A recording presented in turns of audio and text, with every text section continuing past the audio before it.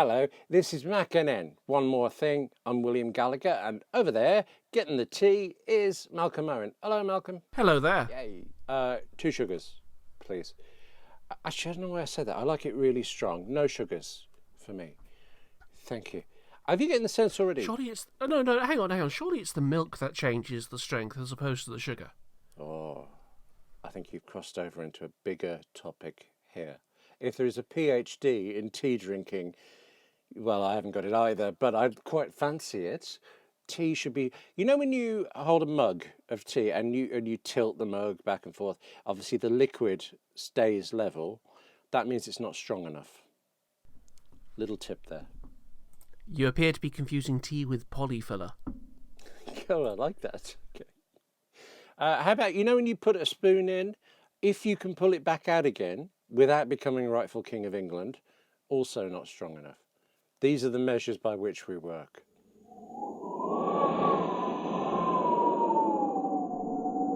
I was thinking this week, one more thing, it seems to be a week of opening and closing, of starting and stopping, beginning with Apple, frankly surprising us all, with a brand new product. They just slipped out. I've got to get the name right for it because it's confusing me. The iPhone 6S battery case.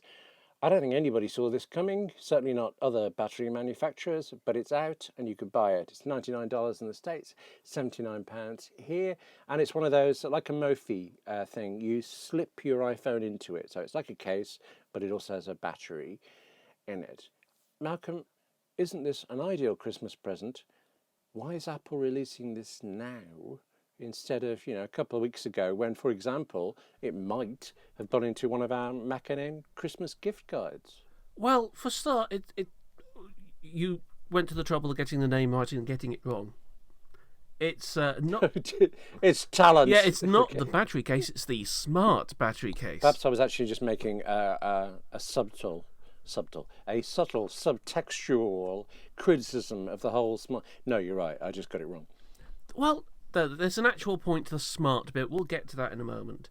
I have no idea why they waited until after Thanksgiving to bring this out. Maybe they wanted to release it in slightly lower numbers than you would expect to see during Thanksgiving. Generally speaking, Thanksgiving, I thought the whole Black Friday thing and the Cyber Monday thing was for retailers to get rid of old stock, so they can bring in new products and new stock, so they can shove it in front of our money-thrusting faces in order to buy things as Makes Christmas sense to me, gifts. but I wouldn't be surprised at the odd lost leader or the odd, tentpole new item to draw the crowds in. But I mean, like you were telling us last week, there were no crowds and things. So maybe next year they'll get desperate and put new stuff out, or just abandon Anyway, tradition of Black Friday. yeah.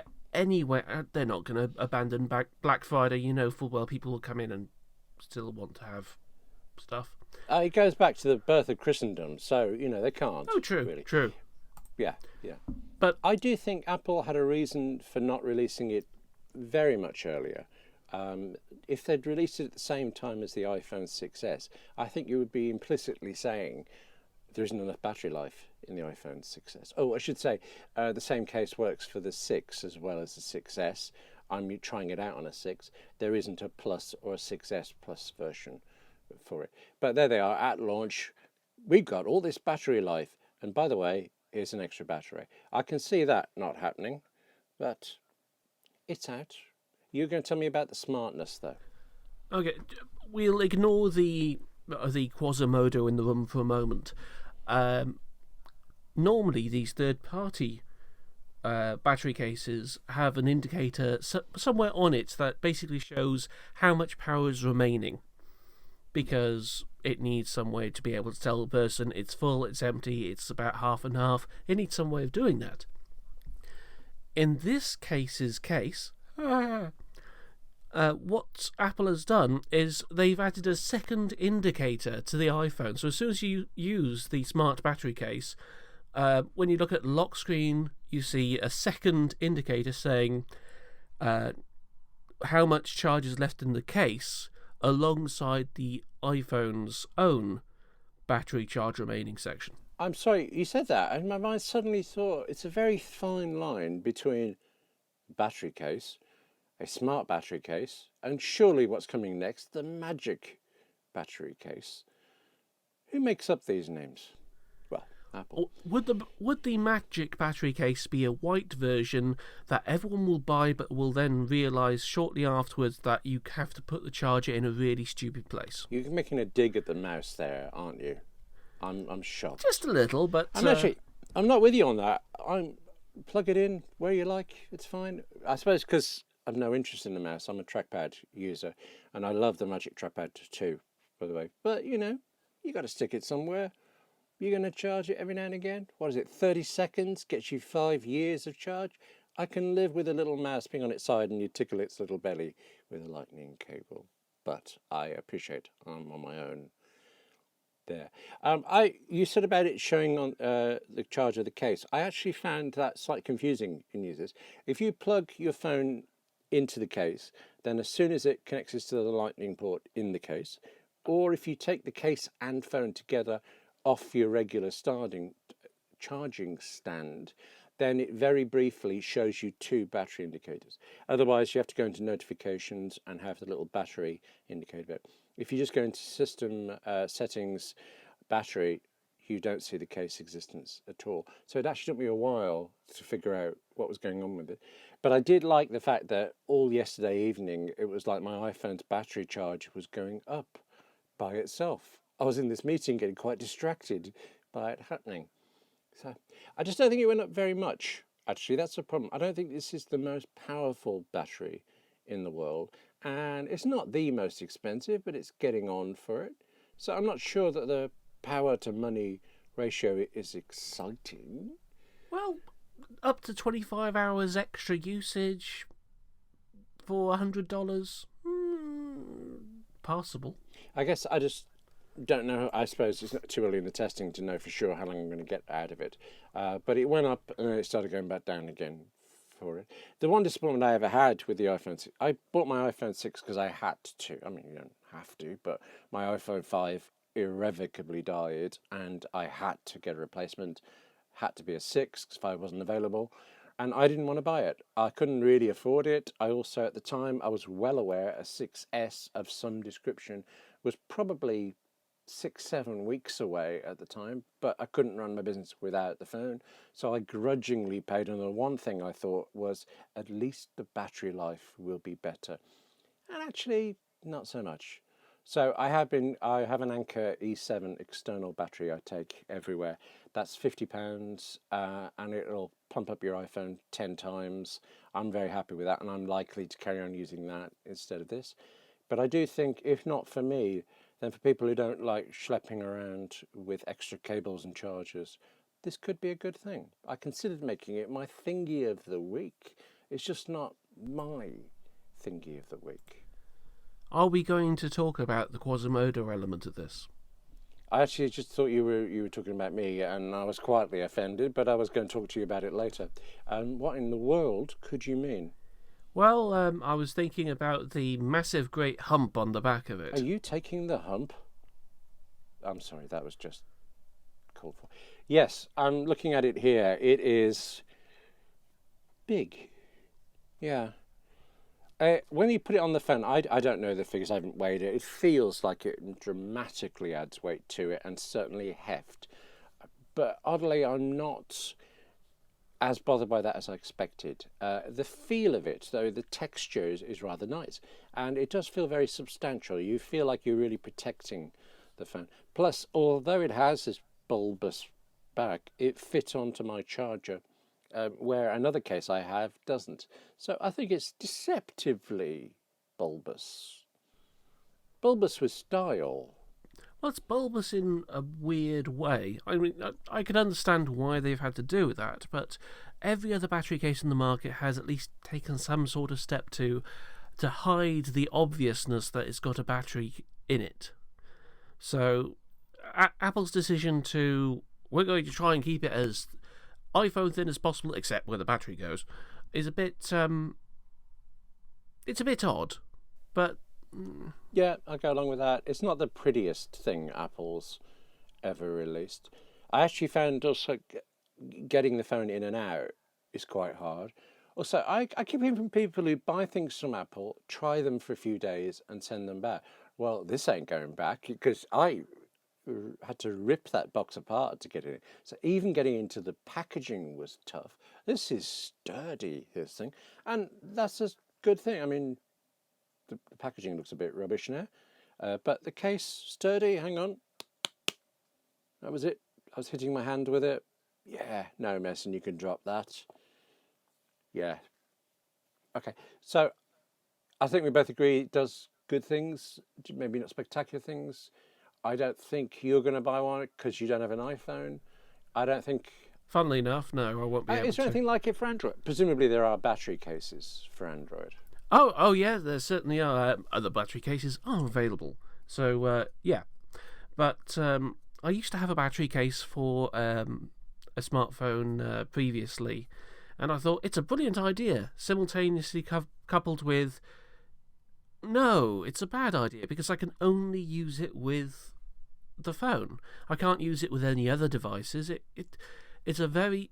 I don't like the idea of a device-specific gadget when I could just as easily use another device that does a similar job on multiple devices. So I prefer the idea of a portable battery that has USB ports. You can just plug in the charger and then charge away your phone. I prefer that overall to a phone battery case now. I completely agree. Except I think I'm willing to walk around with this Anker battery and Amazon Basics Lightning cable, just crisscrossed with wires. If I'm listening on headphones as well, I look like I'm Borg walking around sometimes with this stuff. So I can see somebody not wanting to be fussed about this one, not wanting to remember to take all these things. But yeah, I do think there's a market for this. I think Apple might even grow the market for batteries a little because I've just bought one because of it. My wife Angela's iPhone 5, since iOS 9, the battery has been atrocious, but she does not want to swap to a 6. She doesn't like the bigger screen. So it's her birthday on Saturday. I'm suddenly hoping she doesn't listen to this. I bought her a Mophie case to go with it. But I am conscious at some point she will upgrade, and that's it. Spent. Unless you can sell the old ones. I don't know. Why can't we just have phones that last forever? Sort it out. Oh no, I've already sorted it out. My phone has a very sturdy battery life. So seriously, what is it? What'd you get? What'd you get? well, it was the Z2, the Sony Xperia Z2 from. It's coming up to 2 years now. And the battery still lasted. Well, considering it's a 4-digit battery and 4-digit MAH number, and it starts with a 2. Yes, it's lasted quite well. I've not reached a point ever with it where it's just completely powered down through a lack of battery.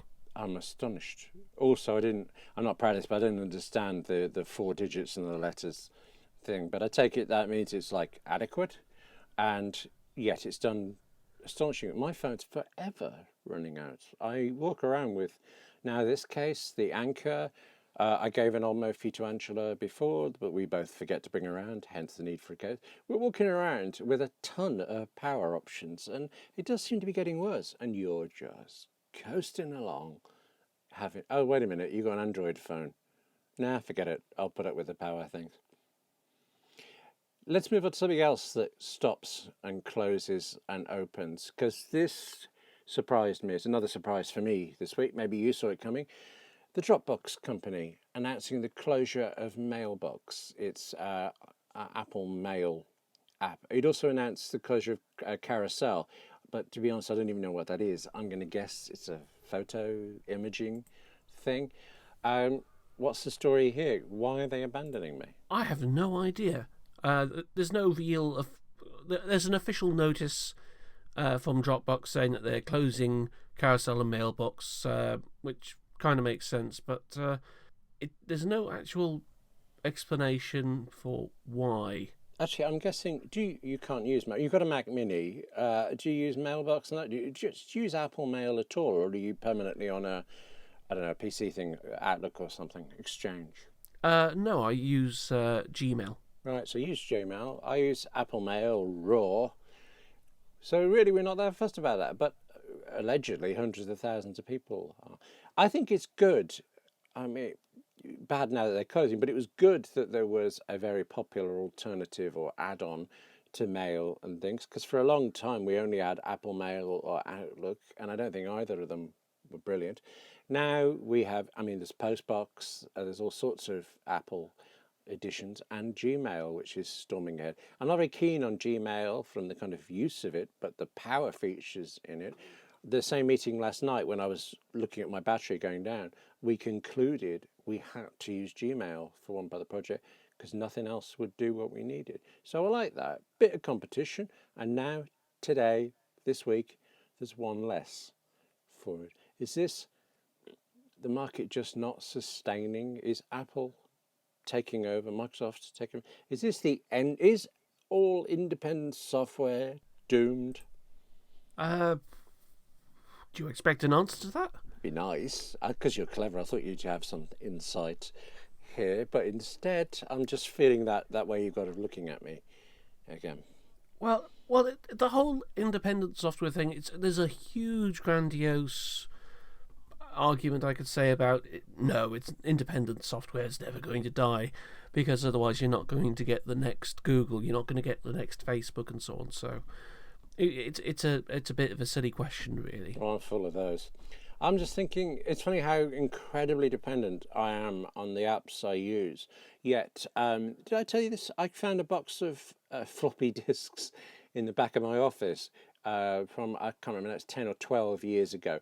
And the label on it, I actually labelled my floppy disks. It said something like vital apps, mandatory apps. These were the things I had to have, whatever machine I went to.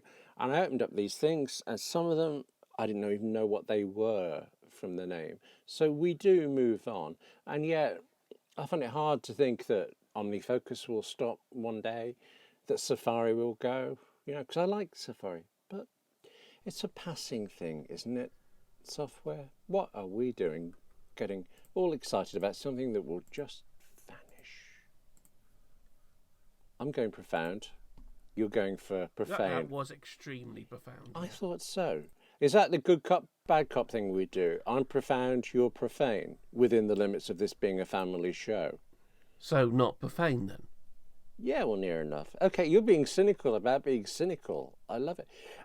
Do you even know what carousel is, or am I just asking you things that neither of us know about? I'm guessing it's something to do with photos. Okay, I suppose it doesn't matter anymore, does it? It's gone. Okay. I do seem to recall. If you give me a second, I'll just do this live. Oh, I like that. Live typing. We go over now to Malcolm Owen with an Apple Here we go. wired keyboard. 105 key. 102 key, sorry. So many jokes. So little time. Yeah. At least Dropbox is doing the decent thing of giving users an amount of time to get out of those apps and to find alternatives. The separate mailbox app is going to be shutting down fully on February 26th, which is a really odd date.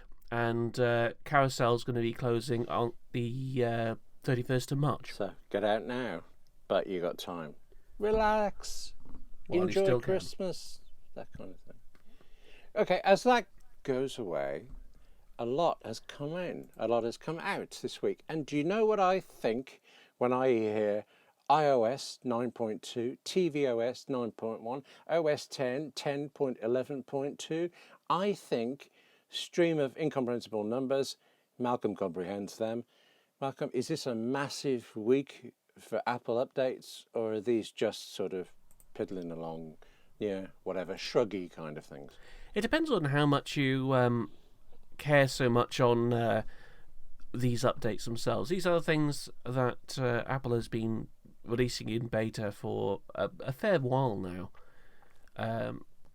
In iOS 9.2, for the most part, you're looking at Apple Music as the main changes. So you're looking at the way it handles playlists, where you can download albums and playlists on the iCloud Music Library. You get indicators to show which songs have been downloaded. The classical music section actually works. There's also other changes. The Safari View Controller, includes support for action extensions, and you can now reload a site without any content being blocked by content blockers. So if a content blocker breaks a site design, you can now view it properly. The news app now has a top story section, so you can see top stories. There are lots and lots of things, but nothing exactly earth-shattering. It's all nice. It's all nice additions overall. I think the thing I like is the fact that as I talk to you now, I honestly don't know whether I've already got these updates. This over-the-air stuff works very well. I mean, I presume I haven't. It does at least ask you. It's not Windows. But I'd have to think and look for it. These things just come along and life is nice. Okay, that was far too far. Yes. Yeah. On tvOS, you're looking at fewer updates. The main thing here being Apple Music in Siri is actually working now. So you can now ask it, could you play that song by Peter Gabriel that has that thing in it that goes do-do-do-do-do? Seriously? And it'll...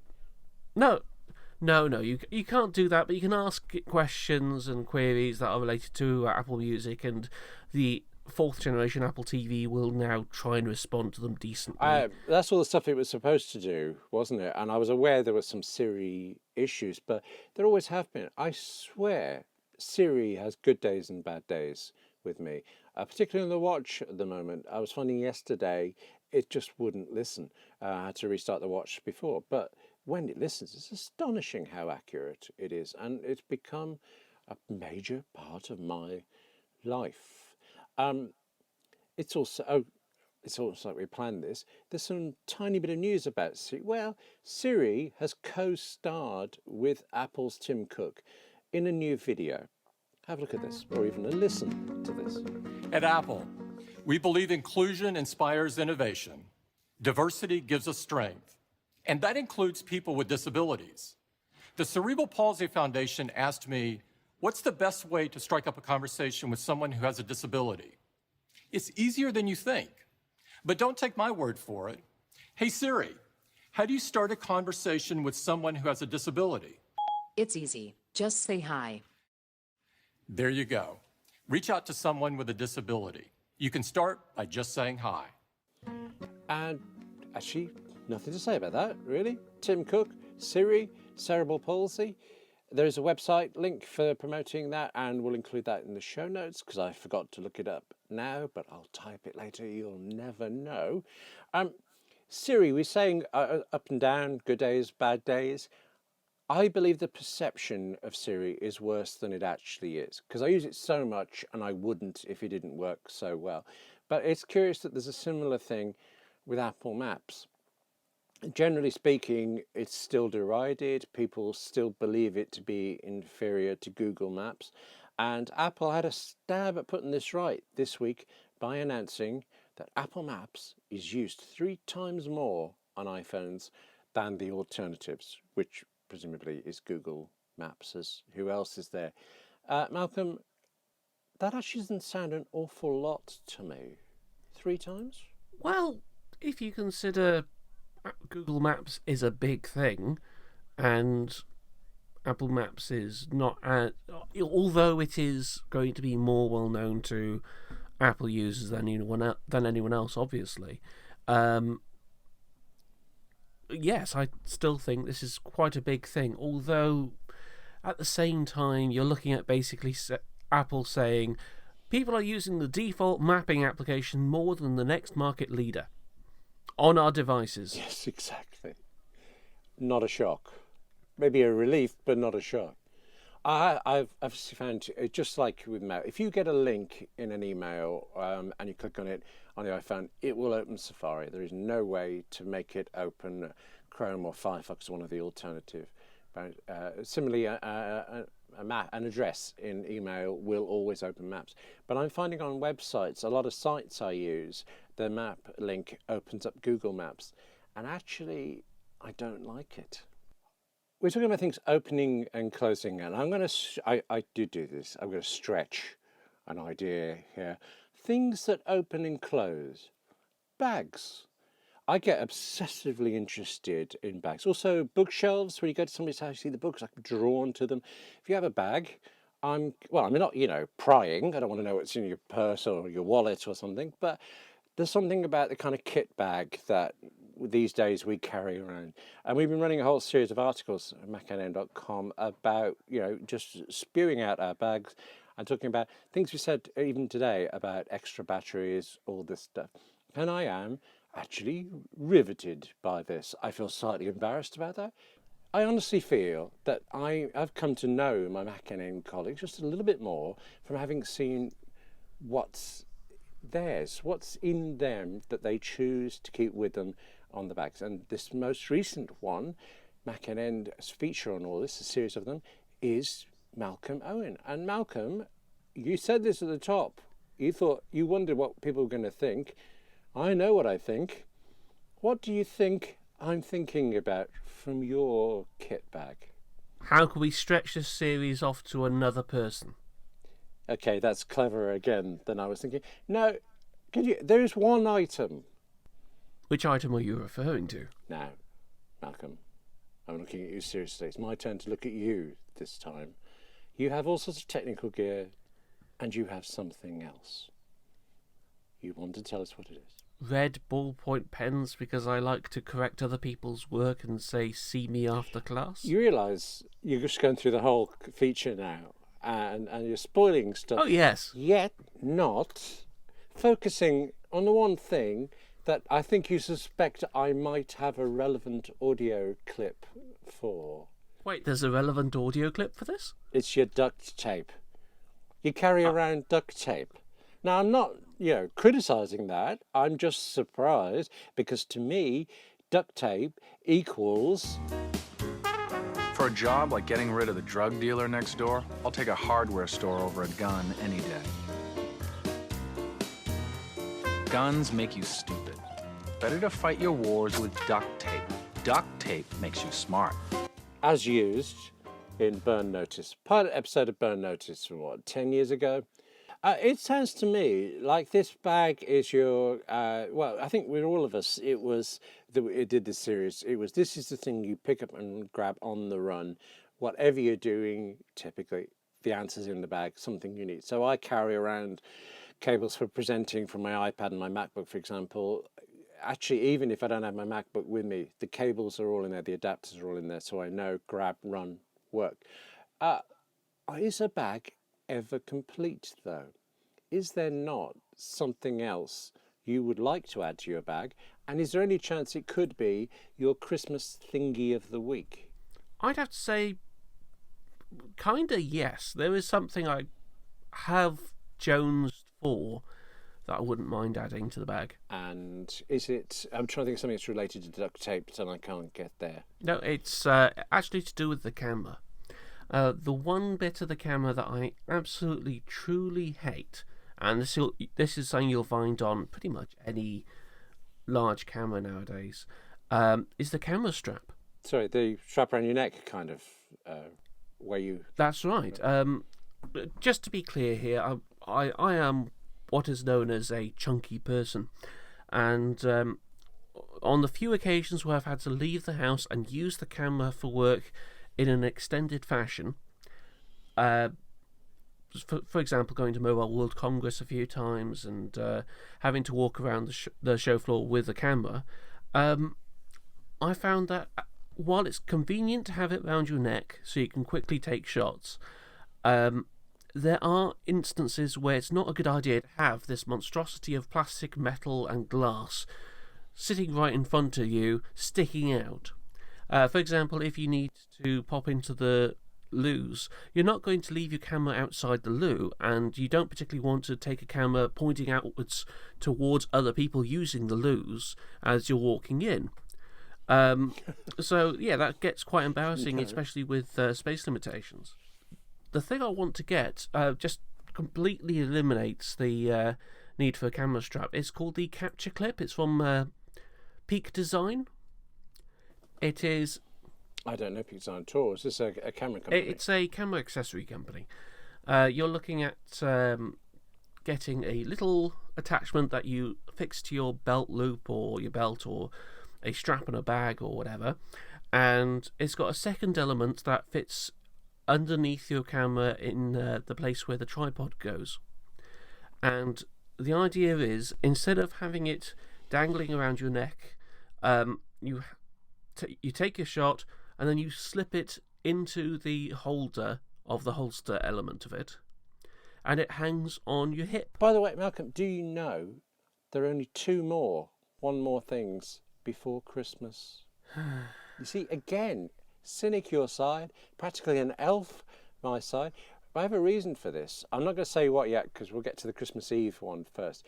I have a little tradition every year, the Christmas Eve Lagrange point.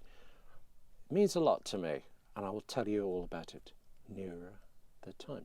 But for now, good chatting with you, and I like the duct tape. I'm sold on the duct tape. Goodbye. Bye.